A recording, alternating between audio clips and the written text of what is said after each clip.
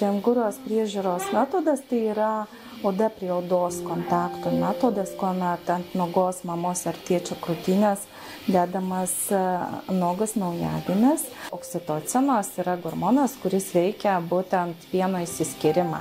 Naujagimio jau ankstukui tai yra idealiausias maistas. Mama su naujagimiu turi išbūti ne trumpiau nei valandą ir 5 minutės, o iš tikrųjų, ko ilgiau, to geriau. Jaučia mamos kvėpavimą, girdi mamos širdelės plakimą ir tiesiog išmoksta gerai kvėpuoti.